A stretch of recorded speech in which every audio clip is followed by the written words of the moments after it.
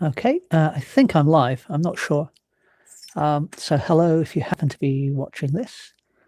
I'm just trying out YouTube Live for the first time. So this is probably just going to be a short little sketch just to see if all the technical details work. But if this works out okay, then what I'll do is perhaps do some live streams in the near future just to see how those go. So I thought I would start out with a watercolor marker sketch of some sheep encountered on Dartmoor. I'm working on A2 mixed media paper. And, if the sketch goes okay, then I may well develop this into a finished painting. And that may even be the subject of the live stream. We'll see, or of a future live stream, I should say. So here we go. So just put in a few quick lines to establish the position of the animal that I want to be the main focus of this painting. And, perhaps, one of the most visually appealing things to a painter,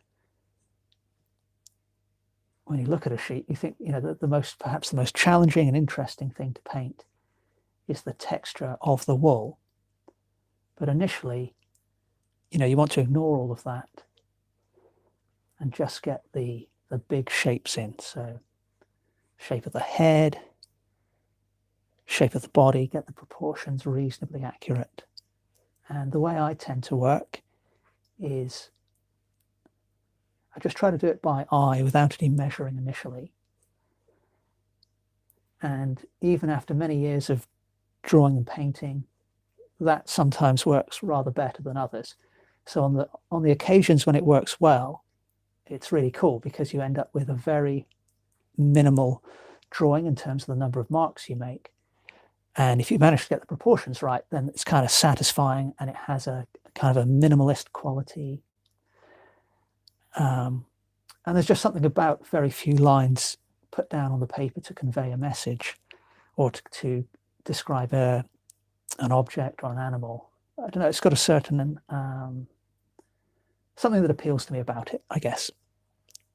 But if it doesn't work, which it still doesn't on many occasions, or if I feel corrections are needed here and there, then what I'll do is I'll come back in with a different watercolor marker and just make corrections. No point in sort of messing around.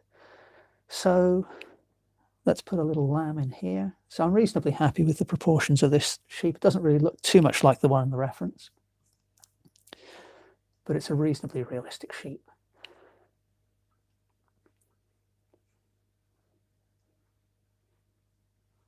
Don't think I've got the body quite long enough actually on that first animal, but we'll come back and have another look in a moment. So here's a little lamb, perhaps following mum.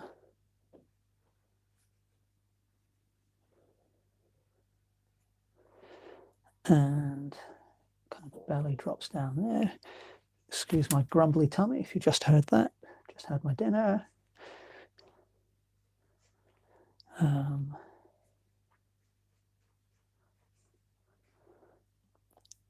And that lamb is not working as well as the first sheep, but we'll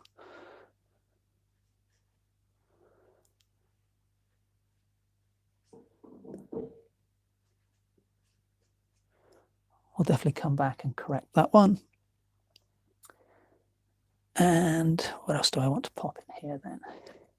So you can have another lamb's head peeking in from the left-hand edge of the paper.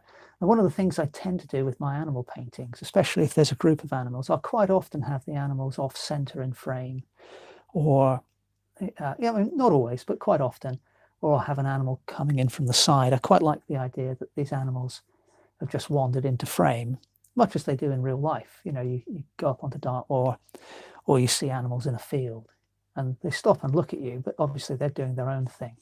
So I don't like it to look overly composed and classical in general. No hard and fast rules with my art.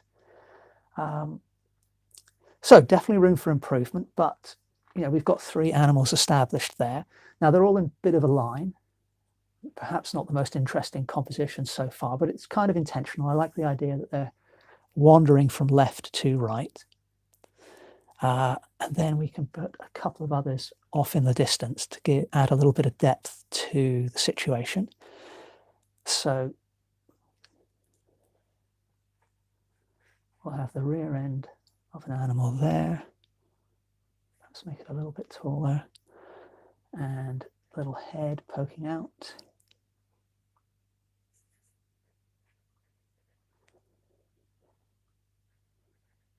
I'm not worrying too much about the intricacies of the shape of the animal there, because that's going to be a background animal.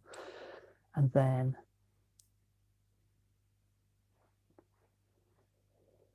I'll have another adult back here.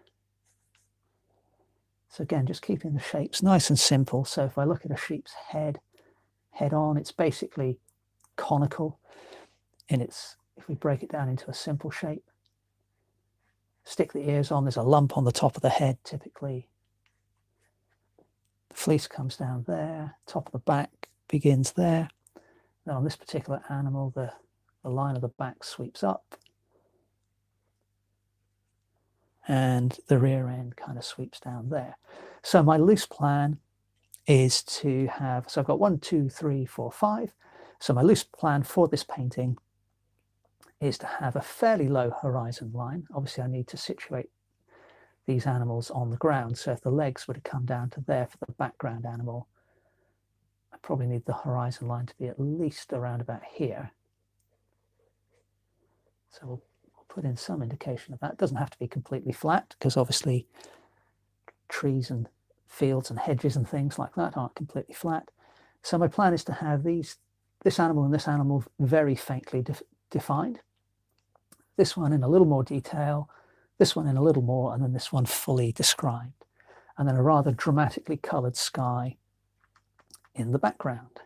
So let's put that in place. So I've got at least one person watching apparently and had one thumbs up. So thank you, whoever you are, whoever's watching. So what I'm going to do now is work out how to stop this recording. So I perhaps should have done that before I started, but that's kind of the point. So how do I do that then?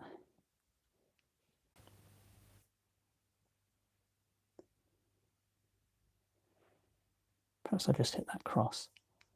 Oh, there we go. Okay. Okay, goodbye.